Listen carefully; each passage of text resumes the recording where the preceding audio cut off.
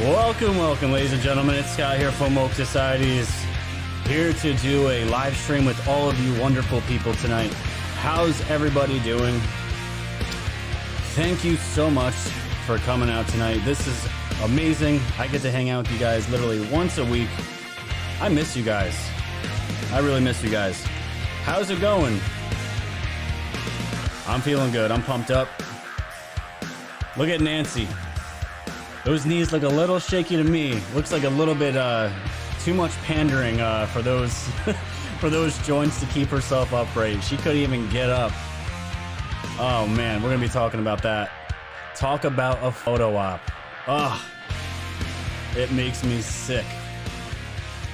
Well, thanks for coming out, everybody. I'm adjusting to life at work again. Everybody, let me know where you're from in the chat. Hit the like button, comment, share. Tell your friends and family about Woke Societies. We have about 7,000 new subscribers added in the last 2 days. 2 days. And if you guys didn't notice, the episode that I put out, that I recorded, my last record episode, is at 120,000 views. That's a record, ladies and gentlemen. That's my first episode that broke 100,000 views. And we're just breaking records all over the place. All right. Got a special announcement to make after the intro. I'm going to be on somebody's show that you all might know of. It was announced earlier today in their show in the afternoon. But we got a lot of good stuff. We're going to be talking about Nancy. We're going to be talking about defunding the police. I got some scary audio from the mayor of Chicago. If you guys didn't hear this, oh my gosh, it's going to be crazy. It's going to be crazy. So we're going to give everybody just a couple more minutes to gather around, as I always do on these streams. Everyone's always late. Everyone procrastinates. So let's give them a couple more minutes to get around, get comfortable, and get cozy, and we'll carry the show on. So how's everybody doing? So we're going to be talking about, who else are we going to be talking about tonight? We got Prince Andrew news. And of course, Q took the time to wait all day long to drop 3 new drops, probably about, 10-15 minutes before the show. So I'm going to squeeze those in at the end. Those are going to be fresh eyes. I'm going to be looking at those drops with you as well. So that's all happening. So let me hop over to the chat real quick. Let me see what everyone's doing. Hi from North Idaho, Delaware. Nancy is a fraud. Hi from Arizona. People are waking up. Yeah, I titled this live stream, Symbolism will be their downfall, for a reason. This pandering is, right now, I'll explain after the intro, what I've seen in the city, just the complete destruction that I saw in the city not too long ago, earlier in the week. It was bad. It was bad. It was eye-opening. Being quarantined for 2.5 months, then seeing the city, it was eye-opening. Completely eye-opening. Seeing some Antifa, some Black Lives Matter walking around. It looks like an absolute war zone. And these Democratic mayors, governors, they allowed this shit to happen. And now these businesses are completely destroyed. And I only saw part of the Bronx. I haven't even seen Manhattan. It looks absolutely terrible. But while we're getting around here, let me pull up an article. Check this out, guys. This is from former Blue Pillar. And I thought Gates and ID 2020 was bad. This crap's crazy. Dust-sized hard drives that can track whatever they are programmed to track. Look at this. So this is called Smart Dust. Smart Dust is coming. Are you ready? Imagine a world where wireless devices are as small as a grain of salt. These miniaturized devices have sensors, cameras, and communication mechanisms to transmit the data they collect back to a base in order to process. Today, you no longer have to imagine it. Micro-electrochemical systems, or MEMS, often called motes, are real, and they very well could be coming to a neighborhood near you. Look at the shit that this stuff does, guys. It monitors the equipment to facilitate more timely maintenance, identify weaknesses and corrosion prior to system failure, enable wireless monitoring of people and products for security purposes, measuring anything that can be measured nearly anywhere. This is some scary shit.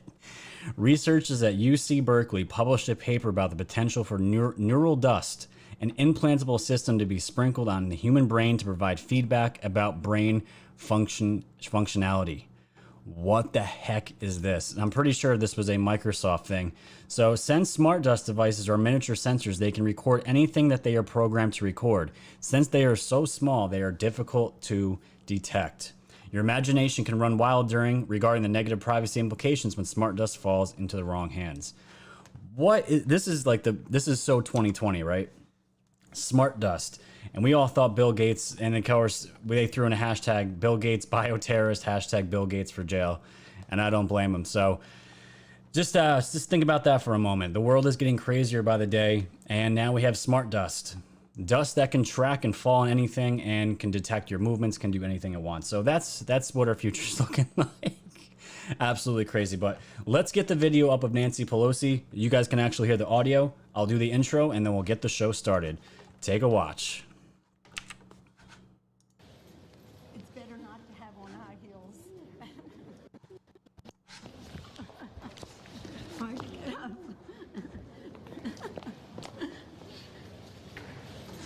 It's better not to have on high heels.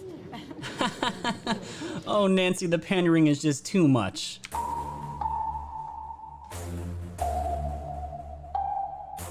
Thanks for tuning in to the land of the real. But it's like the Twilight Zone, the plan is surreal. It'll blow your mind when the plan is revealed. Bring it all to light, all the plans they conceal. Grab your flashlight, it's time to go down the rabbit hole. It's dark and hell is hot, dealing with satanic souls. The tide is turning, patriots are now in control. Apply aggressive pressure right now until they fold. Stay woke, open up your eyes and keep them peeled. All they do is lie, realize not everything is real. Through Project Looking Glass, the future is revealed.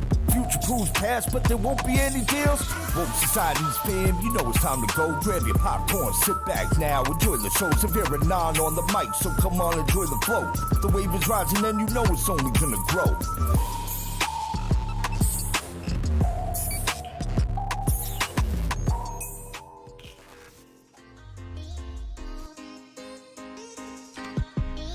All right. Love this music.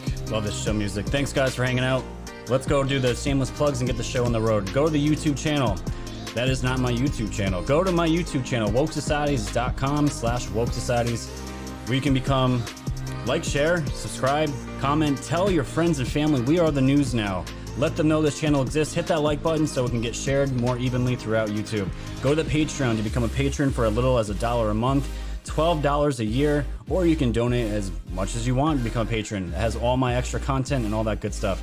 My backup channel, guys, YouTube cannot be considered, it's a main hub right now. They hold the market, but in case something, God forbid, happens, go to the BitChute and go to the backup channel and subscribe, please. It's so important. And of course, go to the wokesocieties.com webpage where you can click on the shop and you can see all the woke stuff here and all the merch made by my brother and Bruce, who is in the chat tonight. My two local businesses, all stuff made in New York, all American made, and all that good stuff. And of course, you could always go to the PayPal and donate as a one-time donation to the show. Beautiful. All right. So, guys, as you know, I'll get the special announcement out of the way. I'm going to be on a show on Sunday night with two very special people that I've become close friends with now. We talk almost every day. And you guys know them as Red Pill 78 and Methods. I'm going to be on Comfy Sunday this Sunday for the full 2-hour show with both of those fine gentlemen, and it's going to be epic. It's absolutely humbling to come on a show like that. A year ago was a nobody. I was brand new red pilled, brand new to Q, and just the year that's gone by, we're going to be hitting 50,000 subs probably by hopefully the end of this week.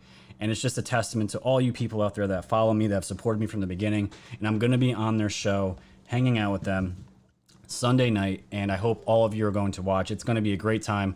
And it's just going to be a chill conversation talking about just life, red pill stuff, the news, all that stuff. So that's happening.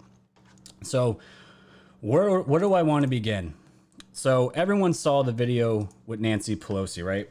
It wasn't just Nancy, it was Schumer, it was a bunch of the Dems.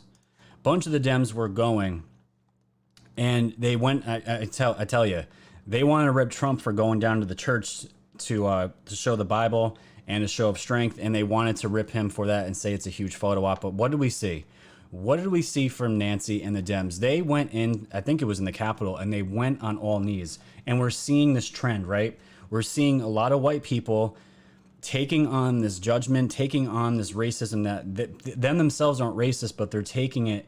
And you're seeing these images and videos of white people in chains and black people walking with them as if they're their dogs, and people praying and kneeling down to black people and washing their feet. And it's just, for me, it's way too far. It's just way too far. Why are we taking on guilt that is not ours to take on? Why are we shouldering that? Why are we pandering? To get it just a little bit spiritual, all of us have past life trauma. We do. It carries over. From past lives, it carries over to our DNA. We have enough shit in our own souls that we have to deal with, let alone taking on extra energy, extra negativity that's not ours. Just to say what? I don't know what it's saying. They think it's showing unity. I don't know. I'm not sure what they're thinking, and it's absolutely baffling to me. But now we're seeing where this is going. This is where I want to start, ladies and gentlemen. This is a from Breitbart. George Floyd's family petitions United Nations to help disarm police in the United States. This is insane. And now when I saw this article, just the headline alone, it made me think right away, this entire thing, somehow, some way, I don't know if the whole situation with Floyd and the cop was staged. I'm not willing to go that far. Who knows? But either way, it was latched onto by the media, Antifa, all these corrupt organizations, the Dems, and now we're on full on defund the police across the nation. How did it get this far? How did it get this bad? And just imagine if Trump wasn't the president right now. Can you imagine the world of hurt we would be in if Hillary Clinton was at the helm? I don't even know if we'd be calling her president at the time. It could be emperor. Who knows? But just imagine Hillary as the president. She's the president. We're in the same situation, and she's kneeling down doing this as our leader. Do you just think about it? And I'm bringing this up because I saw parts of the city when I went back to work, and it was ravaged. Seeing it not on Twitter, not on a screen, seeing the devastation, the neighborhoods that are destroyed, it was completely eye-opening, and it just made me sick, and it just reinvigorated me to just verify what this channel is, and everyone else out there, all you guys out there, even have the small Twitter accounts. Everything we are doing right now it's God's work, and I call it God's work because no matter what you do, my personal opinion, red pilling people and fighting it back against this narrative is the best thing we can possibly do for the world right now. This election is the most important event probably, maybe in our lifetimes. We don't know what the future holds, but right now, November is the top priority. And seeing what a world could possibly look like with these domestic terrorists running rampant and the governors not doing shit about it, making the police the villains, when most police, in my humble opinion, are good. Not all of them are good. It's the same thing in the military. There's always bad apples somewhere. But I saw a world that I do not want to have a future for my son in. I saw a world that I do not want for anybody, and I believe you all feel the same.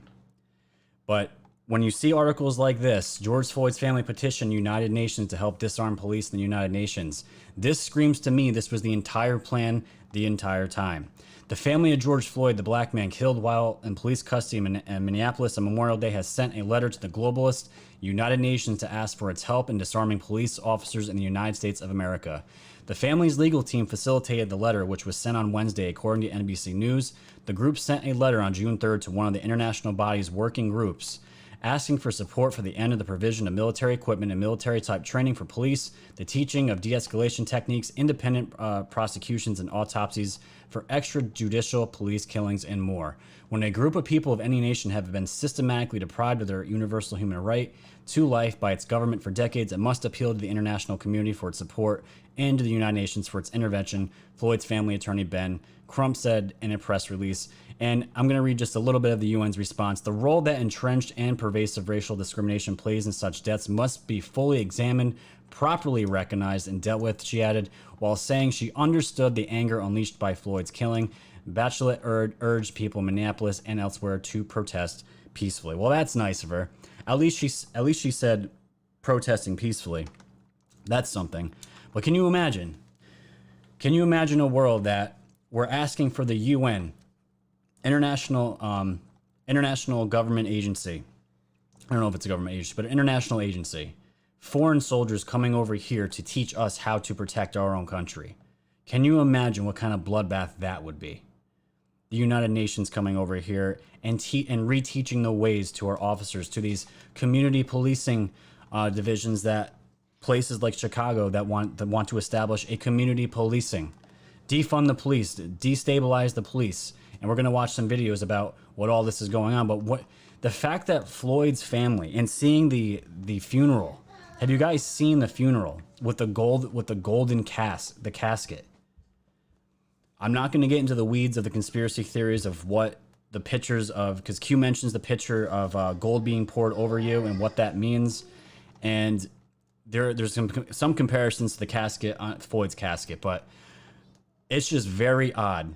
This fact that this man has gotten more attention probably than if a president died, it just screams red flags to me, because we know all these celebrities are supporting it. A lot of politicians are behind this. They go to these events and they meet up, and it's a way for them to interact, send signals to each other, comms, whatever you want to say. This stuff all happens. And then this article comes out about sending a letter to the UN to get behind defunding the police. It's absolutely disgusting and it's scary. And you can see just how far the left are willing to go. Look how far the Democrats are. They are that far left, and it's going to get worse. So let's continue. 911 breaking. Excuse me.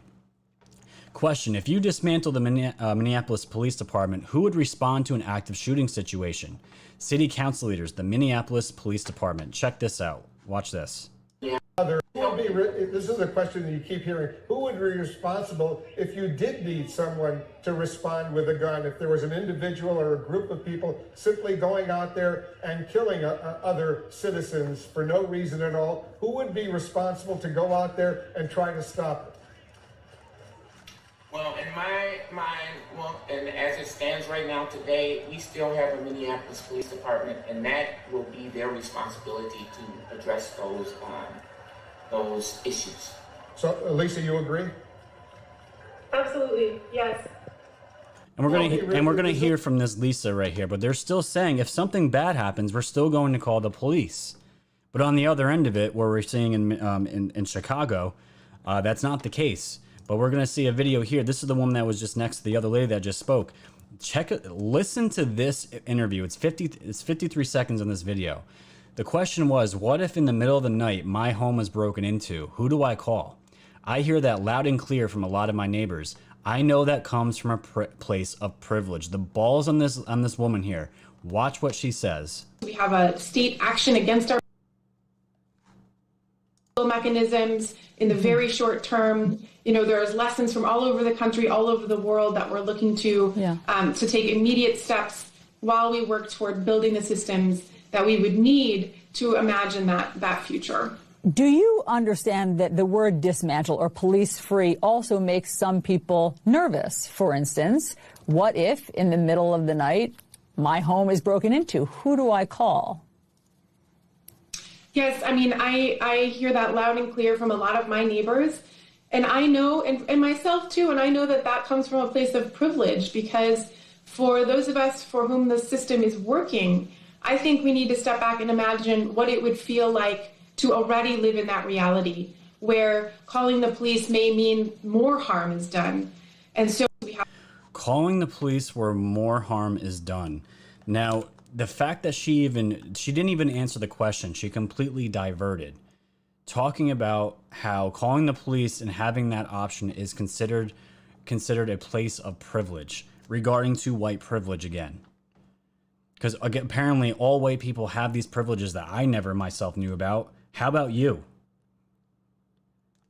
You can't say that. You can't just blanket statement and say not all white people have white privilege. That's not true. But for the majority of us, do we really? No, we don't. We're in the same boat as everybody else. We bleed just like everybody else. But the fact that she even said that, I hear that loud and clear from a lot of my neighbors. I know that comes from a place of privilege. What the hell is that? What is that? Where does this thinking come from? So her suggestion is, well, if we call the police, it can turn into a really bad situation. So my question would be, what's the alternative? community policing? What if that person in the community doesn't like that person and you have to call them and they're just like, don't like that person while they're getting robbed, murdered, raped, whatever. Who's going to police that? Who's going to police the community police? The mayors, these Democratic mayors, these Democratic governors?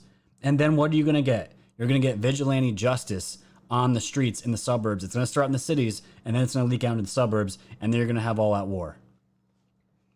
What are these people thinking? Look how far they're willing to go. Now, ladies and gentlemen, this is probably the biggest story of the day. Next to the Prince Andrew stuff, I'm going to show you guys a little bit later. This is from the Sharp Edge. This is a recording of the mayor in Chicago, this disgusting looking insect of a woman, talking to one of the, I think they call them aldermen. They're like public city officials. And she's talking, you're going to hear in the video, the public official is concerned about the streets and the rioters and looters, and he wants a response from her, and you guys are going to be absolutely shocked at what she says. If you guys haven't seen this yet, you guys are about to have your minds blown. Take a watch and listen to this. We can't expect our police, and I don't fault them at all, to be able to control this. But I know that we asked our faith base yesterday to stand at the front line between police and looters and rioters.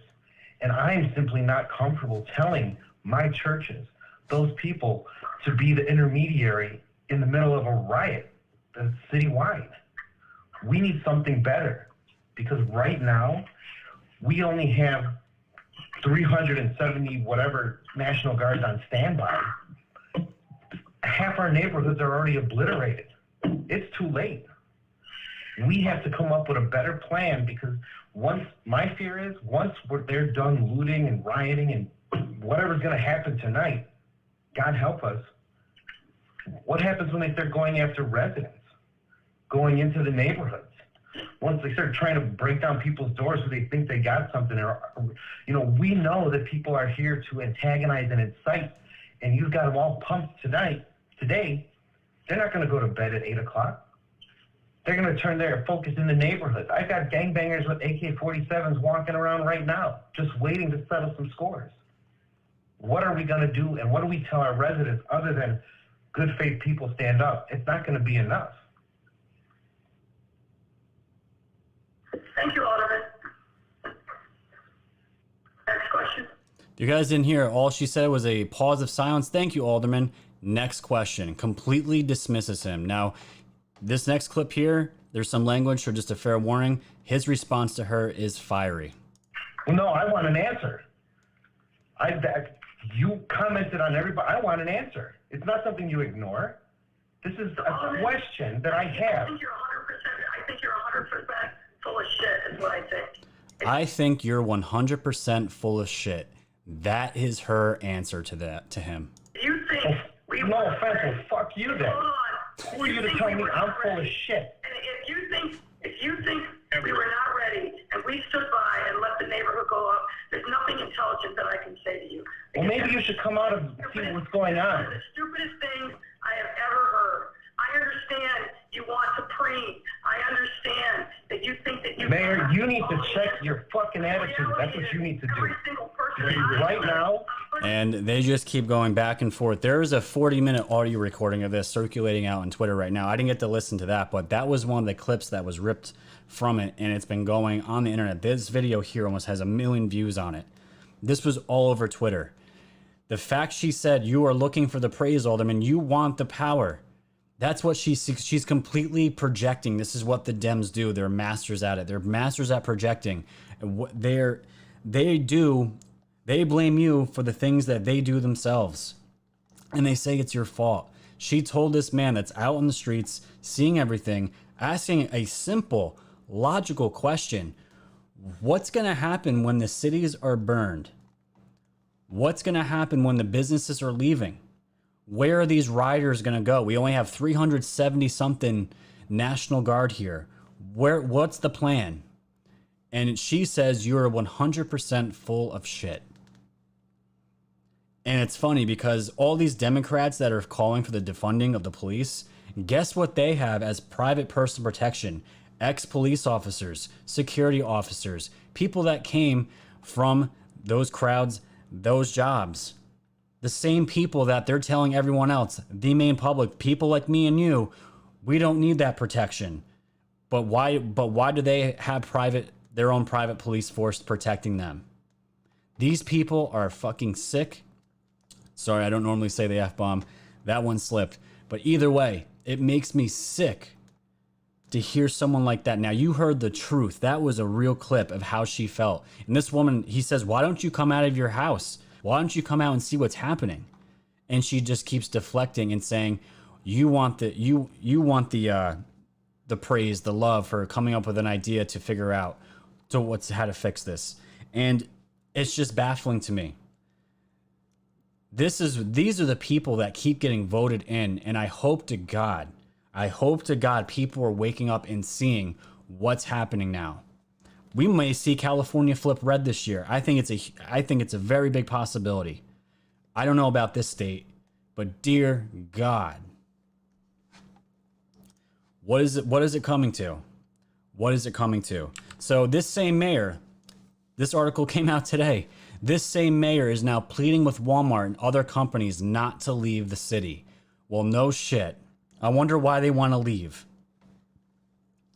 After the recent riots, which saw multiple large stores looted, some retailers are having second thoughts about remaining in certain cities. No wonder. In Chicago, Mayor Beetlejuice has been talking to these retailers and asking them not to leave the city. Not only do these companies make it possible for residents to get the things they need, they pay tons of taxes, which the city relies on. And I think this is the letter that she wrote. She says, Mayor Lightfoot says she's hopeful major retailers will reopen the Chicago stores that were looted or otherwise damaged during protests during George Floyd's killing by police in Minnesota, but she's unsure of one of the biggest. Mayor Beetlejuice said she was on a conference call with Walmart and other major retailers that had stores looted or heavily damaged during the unrest in Chicago. She said she pleaded with them to not abandon Chicago. I think in the case of Walmart, what they were focused on was assessing the damage. They were doing an effort to donate fresh produce to the extent of what's left so it doesn't perish and other perishables, blah, blah, blah. The big thing here, ladies and gentlemen, is that these businesses, this is why they talk about in the Gateway Pundit, not only do these companies make it possible for residents to get the things they need in the city, they pay tons of taxes. So a lot of the taxes fall on the shoulders of these big corporations and businesses, and that's normally not a problem because they make so much money. But the thing is, if these businesses leave, who does that burden fall onto? It falls onto the people. It turns into a shit show in the city. The city could be taken over. I don't know which city it was. This is completely just a little bit off topic, but I saw on Breaking 911, there was an Antifa, like a quarantine zone that they themselves barricaded and built a perimeter around in part of the city. I think it's in Washington, it's in Seattle. It's in Seattle.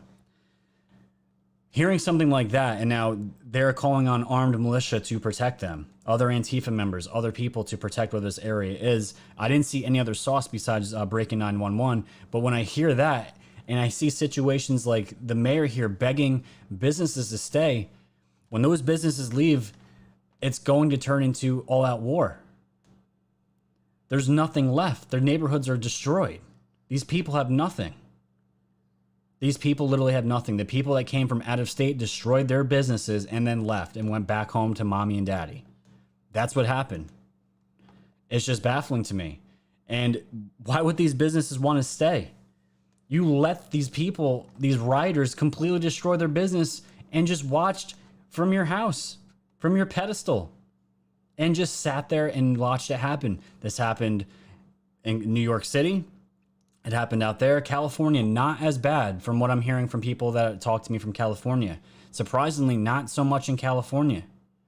But either way, a lot of these Democrat governors allowed this to happen. So why would these businesses want to stay? And now she's begging them to stay.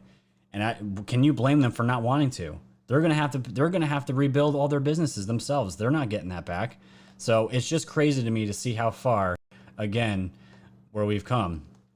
Let me see here. So everyone wants to actually, let me hop over to the chat real quick.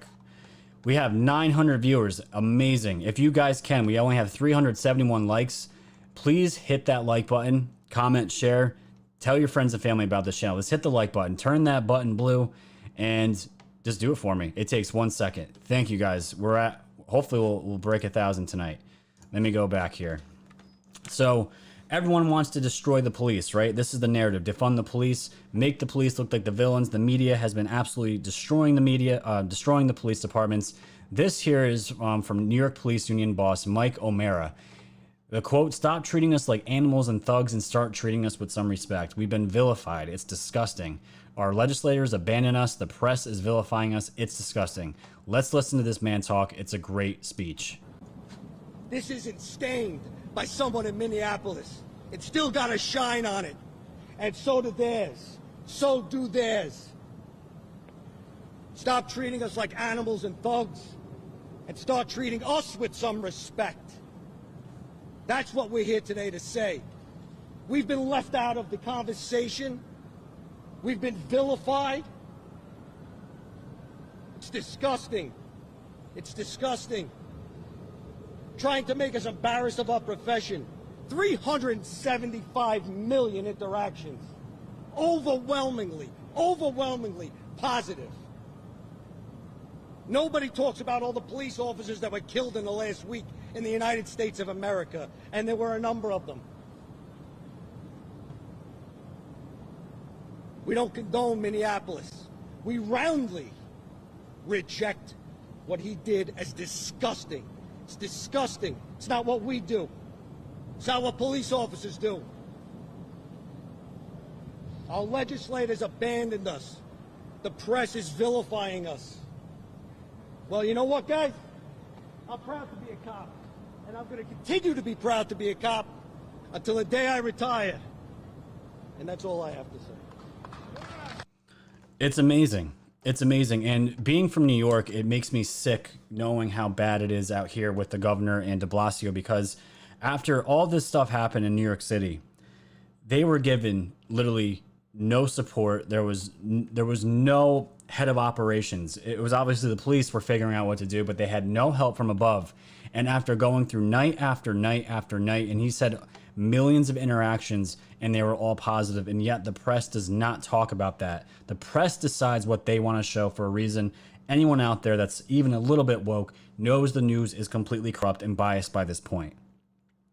What he said is absolutely true, and it resonates. Because what did de Blasio do the day after the riot? The city's completely ransacked. It's been about a week into the riots. What does he do? He's going after cops that are pushing people, going after them, charging them, and on top of it, right after that, says, "You know what? We're going to start thinking about defunding the police as well." You spit right into the faces of the people that are protecting your city. And this is a trend. There's a huge trend. All these Democratic state strongholds, all the cities are burning. And they don't give a shit, ladies and gentlemen. They don't care. Let me pull this out here. Okay. So yeah, it's hearing that, just hearing that, it's just, it makes you feel for these police officers, because again, I told you guys, I believe most of them are good. A lot of them are good. And again, has anyone come across literally anybody on social media in person that said what that cop did to George Floyd, he was justified in doing that? Still to this day, I haven't even seen a troll say that. Everybody was behind Floyd, and everyone knew what happened to him was completely wrong, and that cop belongs in prison, and anyone that was part of that deserves to be charged. But it doesn't mean that we go complete. That doesn't paint the entire police force of an entire country. You can't just blanket statement thousands and thousands of men and women that get the uniform on every day and protect us. You can't blanket statement them. It's so wrong. It's so wrong. And that's why I believe when Trump says he's the president of law and order, he's been saying that a lot lately, it's going to be a landslide victory. So yeah, here we go. This is the video here of Senator Schumer, Speaker Nancy Pelosi, and other House Dems kneel in silence for 8 minutes and 46 seconds. That was the time that, again, that the officer put his knee on George Floyd's neck. All about symbolism, right? This was the video. Speaker of the House, Nancy Pelosi, and other members of Congress taking a knee. I guess Jerry Nadler's knees aren't good either because he's not kneeling. Maybe he's not completely behind him. Maybe he's a racist. If that was any one of us not kneeling, we'd be called a racist, right? So it's just logical to ask that question, being sarcastic, obviously. But you see these people, they're wearing garbs. And they're not just regular garbs. These are African garbs, and I know that because I saw Candace Owens verify that. She knew what they were, and I trust her just as bad as anybody. These are African garbs. Don't know what tribe it is, don't know any of that, but again, they're showing symbolism, and them doing this, you want to talk about a photo op. What a disgrace.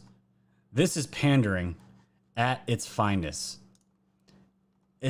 And of course, they're all wearing masks.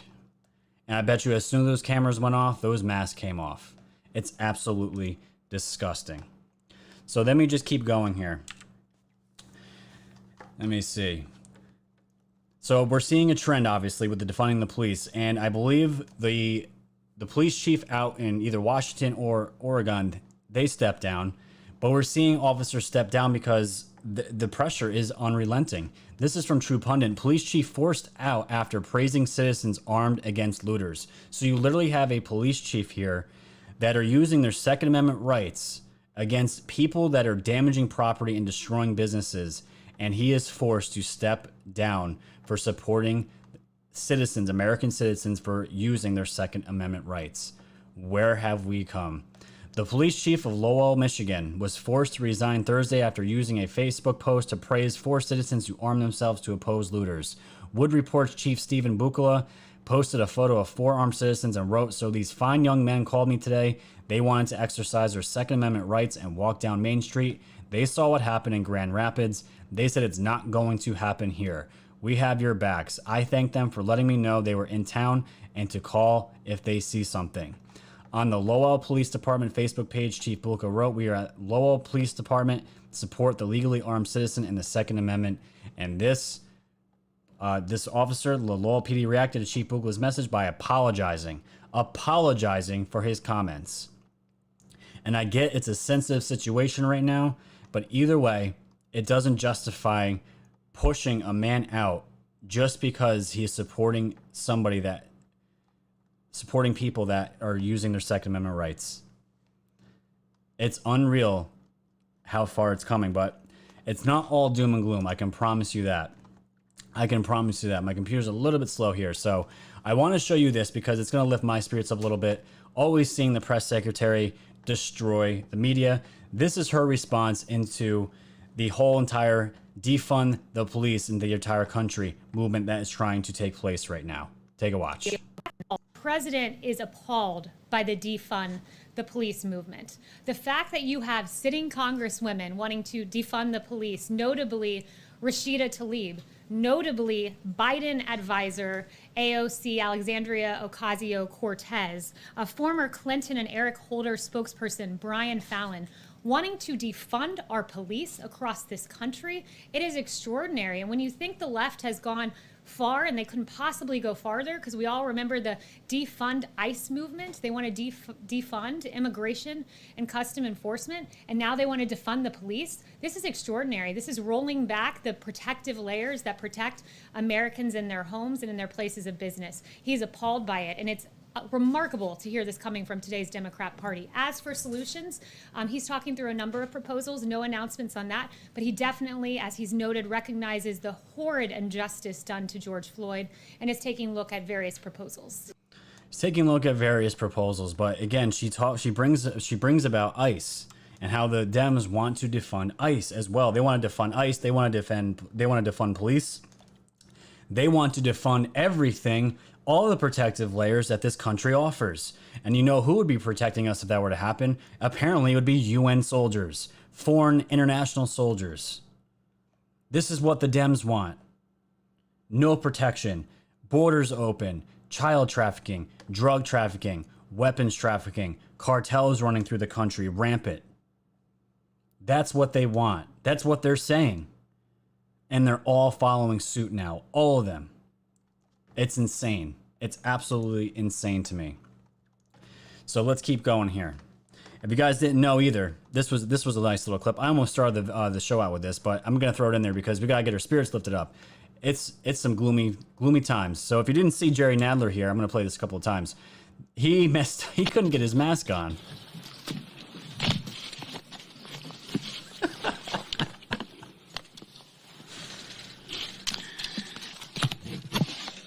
We're going to watch it one more time. It's just so good.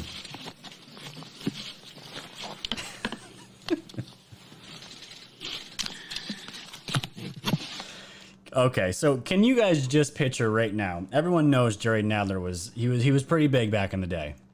He's lost some weight, he looks good, but can you imagine him going back to his life now saying, "Holy crap, how many years going forward am I going to come up onto a podium, try to get this a mask on, wearing this African garb and talking about God knows what?" He looks absolutely miserable. And unfortunately for him, he could stop the bleeding, but he would become a traitor to his own party.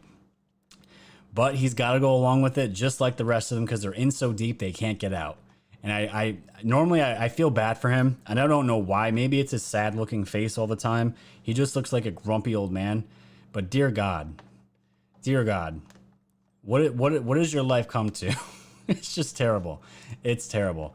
So let's see here. So everyone's talking about all the protesters and the rioters, right? The difference. Well, they're peacefully protesting, right?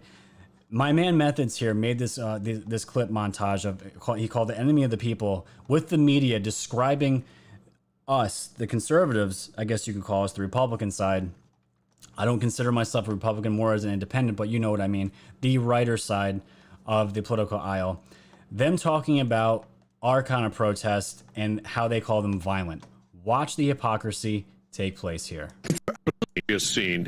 Watch these images. Really just an ugly, dangerous scene at the state capitol in Michigan. As we look at this extreme group of people, those pictures and those clashes really show the chaos. And you're out there with guns? I don't want to call them rallies. They're not protests. These quote-unquote protests, I don't even think that that's the right word, because protests are supposed to be peaceful. I'm not embarrassed to say that I was afraid. It's not clear what they're demanding to infect other people, demanding to make other people sick. It's dangerous, and these people can take this home with them and hurt their families and all the rest. I'd like to ask them if they're willing to sign away their right to treatment if and when they get infected. Who the hell do you think you are? I don't understand what is wrong with people. Stay at home. I want to be clear in how I characterize this. This is mostly a protest. It is not, generally speaking, unruly. That ain't a riot, what we're seeing right now in Minneapolis. Excuse me, any reasonable person would say we shouldn't be destroying other people's property, but these are not reasonable times. and please show me where it says that protests are supposed to be polite and peaceful. The beautiful thing is we're seeing citizens who are caring and concerned. They're hitting the streets. Heartwarming to see so many people turn out peacefully. What a mess. What a mess. And Methods is a pro at taking these people's words and throwing it in their faces. Right? We were told we were selfish. Don't come out. Stay in your homes for the greater good of mankind. And all of a sudden, the narrative switches, and boom, COVID's gone. COVID-19 disappeared literally as soon as the riot started, and no one gave a shit after that. And now, all of a sudden, even when like New Jersey today announced that they were taking the stay-at-home ban, it wasn't even news because people are already out doing whatever the hell they want anyways. And as the days go on, I see less and less masks, thank God. Less and less gloves being thrown on the ground when people get into their cars. Insane. They are truly the enemy of the people. But I told you guys, we're going to get into some happier news going into the end of the show, to the later part of the show here. So if you guys didn't know, the Trump rallies are to resume within weeks after positive coronavirus data. Our man, Donald Trump, is going to be on the road. It could be as soon as next week. And it says right here, President Donald Trump will resume holding his large trademark campaign rally sometime in the next 2 weeks. People's Pundit Daily confirmed it marks a return to one, if not the most effective weapons in the president's campaign arsenal since the pandemic. And I can tell you right now, he is going to landslide this election. It's not even a question anymore. We're already seeing the economy already bounced back. Jobs are going back up, unemployment's going back down. And if you guys want to see an interesting statistic, this is from Rasmussen. I don't know, is this from Rasmussen? I'm about to find out here. Rasmussen here, this is from Zero Hedge. Black approval for Trump surges to over 40%. Now, take these polls with a grain of salt. Polls are most of the time biased. I'm not sure how biased Rasmussen is, but either way, I trust Zero Hedge that's reporting it. They're a good source of information. Black approval for Trump surges to over 40%. Despite the riots, despite everything going on with COVID, he still has almost getting close to half of the black vote. That speaks volumes. That speaks volumes. And when you have that going on, just remember, everyone cannot wait for these, right?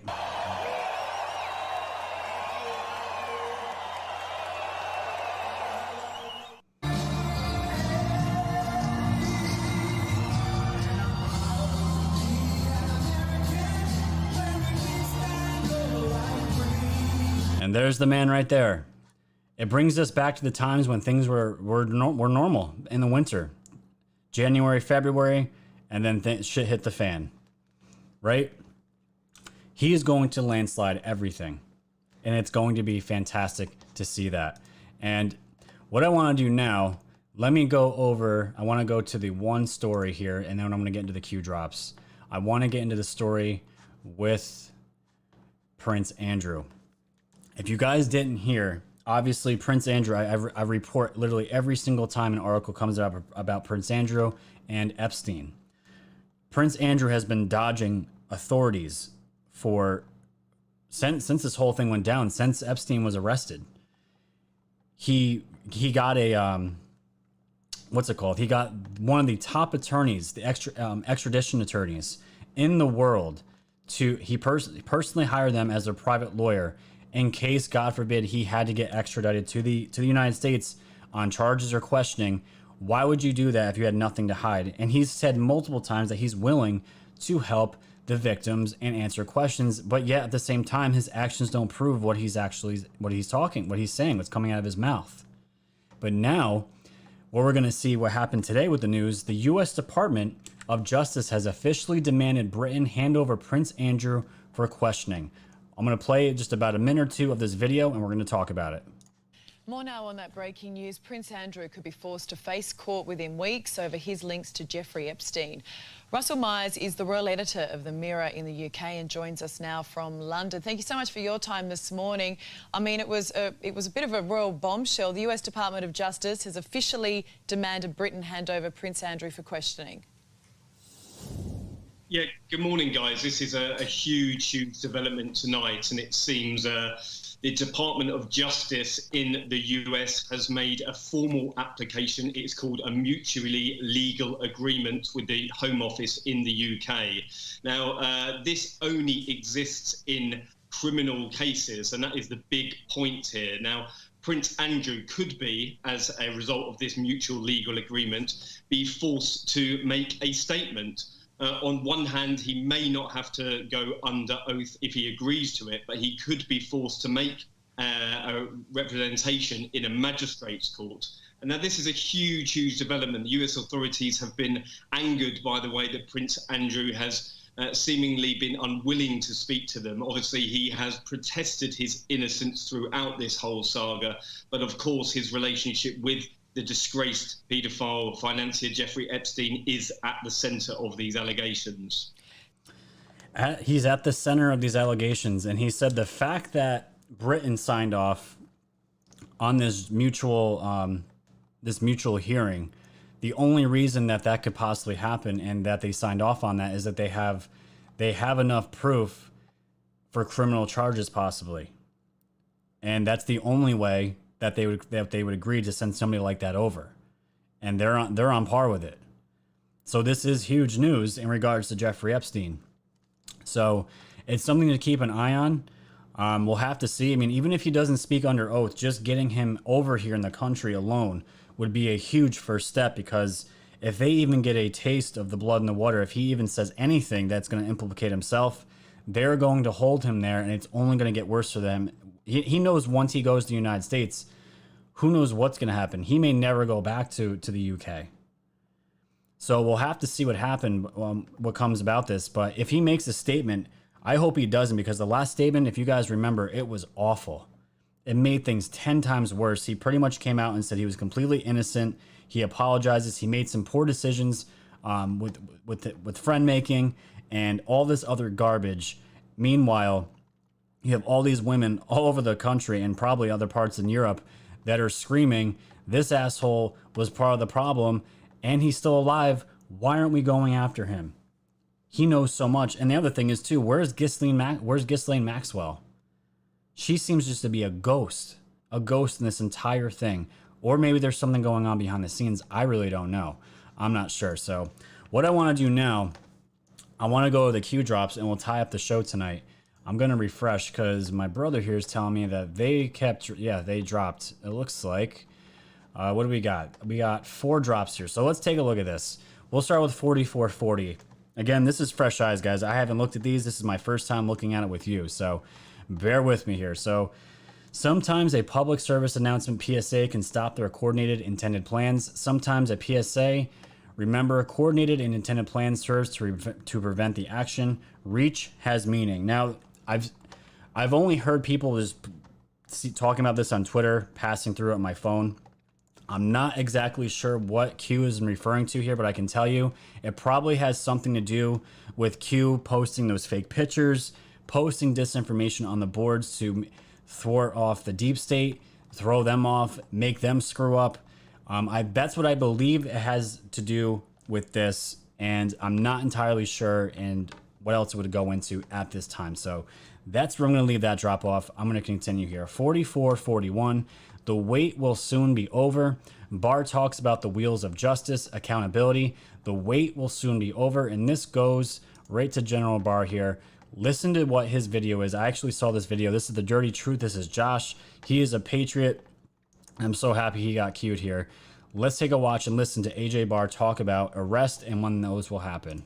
Always get lumped in with being political, and you've pushed back against that, the characterization that you're the president's attorney. But as you get closer to an election, doesn't releasing this report and making it more at risk for falling into that political bucket? I'm sure there are people who might say that. I've publicly made clear that this does not involve looking at President Obama or Vice President Biden. I think the people that we're looking at are not at that level, and I think... what names we would be familiar with? Some of them. You know, here's the thing. For the first time in American history, police organizations and the national security organizations were used to spy on a campaign. And there was no basis for it. And the media largely drove that, and all kinds of sensational claims were being made about the president that could have affected the election. And then later on in his administration, there were actions taken that really appear to be efforts to sabotage his campaign. And that has to be looked at. And if people want to say that I'm political because I am looking at those potential abuses of power, so be it. But that's the job of the Attorney General. If you had to characterize the Durham report as you know it now, is it going to be eye-opening for Americans, or is this going to be kind of a blip on the road to? I'm very troubled by what has been called to my attention so far, but I'm not going to characterize it beyond that. Can you tell us anything about the investigation into unmasking? You know, unmasking is not by itself illegal, but the patterns of unmasking can tell us something about people's motivations at any given point of time. So we're trying to take a look at the whole waterfront on unmasking, what was done especially in 2016. And is there criminal implications there? As I say, it's not against the law to unmask anyone. But I mean, for example, let's say suppose for a period in the spring there was a lot of heavy unmasking done on people involved with the Trump campaign. That would be very relevant as to what people were thinking at that time and what their motivations were.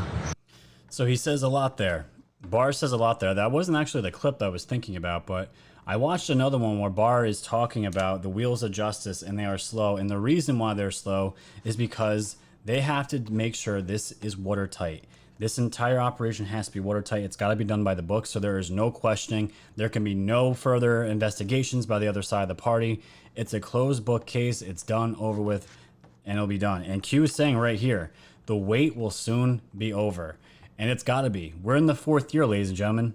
Q has said multiple times, this is not another 4-year election. 4442, Barr says familiar names. Among those, the DOJ/Durham is investigating. And Q says, this is a quote here from the Fox News article that was linked. For the first time in American history, the police organizations and the national security organizations were used to spy on a campaign, and there was no basis for it. And we know this. This is not news. This is, I think, just Q just letting us know again that all of these agencies, these countries, they were all used to spy on the president, and they're going to pay for it. And the last one that I see here that Q dropped, people are waking up to the D Party. People are waking up to the D Party con. And this is a excellent screenshot. This is from Google Analytics here, talking about Black Lives Matter, the amount of search traffic and the timing of that. And you can see a spike in summer of 2016, election year, and then again the 2016 election. And then you see it completely flatline. It goes up a tiny bit. It looks like maybe 2017, 2018, and then it flatlines again. And now we're in summer of 2020, and it's completely spiked. And what's the pattern? What's the pattern, right? The pattern is it's an election year. That's when these things matter. And the tweet that was queued here is from Carl Higbee. Says, when was the last time the Democrats knelt for a fallen officer, soldier, firefighter, or first responder? And hat tip to Q. That was a perfect circle, because I started out with the episode looking like this, and we ended with that. Beautiful. Absolutely beautiful. So, ladies and gentlemen, I'm going to hang out with you in the chat here. That's all the content I have for tonight. We broke almost 1,200 viewers here. Hit that like button, ladies and gentlemen. We're only at 764. There's over 1,000 of you in here. Go hit that like button. Comment, tell everybody about this channel, subscribe, let everyone know we are the news now, and we're taking back the narrative one day at a time. So check out the store, the BitChute, the Patreon.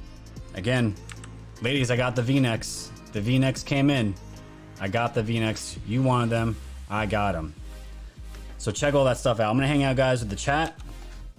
And, yeah, we'll hang out for a couple minutes. If you guys got any questions, throw them up, and we'll see, and we'll end the show doing that. So again, guys, I'm going to be on with Red Pill 78 and Methods on Comfy Sunday, this coming Sunday from 7 to 9 Eastern Standard Time, and I'm going to be on for the full 2 hours. And to tell you what, I'm not even nervous, because it's basically going to be hanging out with two buddies. I talk to these guys almost every day. We've become very close friends, and I'm just humbled and honored that I'm part of this circle of these beautiful people that seriously care about the country and the patriots in this country. And I'm just honored to be part of this movement. And we are doing a lot behind the scenes. There's a lot that's happening that most people don't know about. We are planning for the future, for sure, a time after Q, because we have to start thinking about that. When Trump, we all think Trump's going to win. I'm almost 100% positive he's going to win. But we have to start thinking about a time after that, because when Trump's out of office, we're all still going to be here. We ourselves, myself, taking on that responsibility of never letting what's happened in this country ever happening again. We put too much work into this movement to let it die after Trump. And we have to start thinking about a time after Q. We're not going to need Q. The day that we don't need Q is the day that we should all be free. We should have a republic back. We'll have to see. We'll have to see. But there's so much going on behind the scenes, and so much collaboration, and so much just brainstorming. It's only going to get better. This channel is only going to get better. But again, this is YouTube. So guys, I'm imploring you, please go to the links are in the description. Go to the BitChute, go to the Patreon. I'm going to be doing more with those platforms as the weeks go on. And these could be platforms that are going to be utilized if, God forbid, YouTube gets taken down. But they have to. You guys got to do it. You guys got to go to the other platforms in case something happens. The amount of subs that I have with these other between YouTube and BitChute and Patreon, it's minimal. It's so minimal compared to what YouTube is. But again, it's YouTube. They own the market. So we're going to have to get creative. And please, guys, go to the backup channels to subscribe there. So, all right, let me check out the chats here. We're almost at 1,000 likes, guys. Can we hit that like button? Can we get that up to 1,000? That'd be great. Thank you all for showing up. Tanya, you're wonderful. We're going to make you a mod. I just got to do it.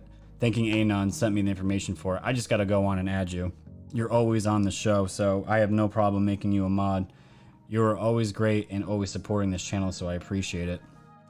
I got some PayPals. Let me see if I can go in there real quick and give them shout outs. So guys, there is a way to kind of get super chats back. It's through Streamlabs. I'm gonna figure out how to set that up because I know it's easier to make donations right to the screen instead of doing PayPal, but even PayPal is not a pain. Looks like Todd Evans. Thank you, Todd Evans, for the $10 donation. We got Diane Neary, $24 or $25 donation. Thank you so much, Diane Neary. Let's see. And Dennis Ranshaw. Thank you for the $15 donation, sir. Thank you so much. So, thank you all for joining. It's been an absolute ride. I got some tough decisions to make in my near future as far as what I'm going to do with certain things in my life. And it's going to be a leap of faith. The day that's coming that I'm going to be doing this channel full time is fast approaching. I saw how much damage I could do, we all could do, when the channel had my full attention every single day. Digging every day, researching every day, coming up with ideas every day, making the show better, and it's paid off. There's a high chance that I'm gonna be at 50,000 subscribers by the end of this week, especially going on Red Pill's show. And there is no reason why I think, unless something goes on with YouTube, that we can't hit 100,000 subs by the end of this year. And boom, there we go. Then we can really start making waves, and it's just gonna climb from there. So I thank you guys, love you for everything, all the support and all that good stuff. So just shared you on Parler. Thank you, Mike. Let's see, another fantastic show. Thank you, Catherine. Thank you for your kind words. Yes, thank you, mods. Thank you, Thinking Anon. Thank you, Pops Trophies. Thank you for modding and getting the links out there. I really appreciate. You are just as part of the show as I am. I really appreciate it. So thank you, guys. That's gonna wrap up tonight's show. I hope you all enjoyed it, as I always do. So again, before I leave, go to the YouTube channel, like, share, subscribe, tell your friends and family we are the news now. If that's not good enough, go to the Patreon. I told you guys you can become a patron for as little as $1 a month. Go to the BitChute as my backup channel. Please go there and subscribe. It's in the link. Go to the store. Support local American business. All products made in the United States. And of course, you'd always donate one-time gifts through PayPal. Thank you, guys. Thank you for the support, as I always say. Much love to everyone out there, woke fam. Stay safe, stay warm, and as I always say, stay woke. Have a good night, everybody.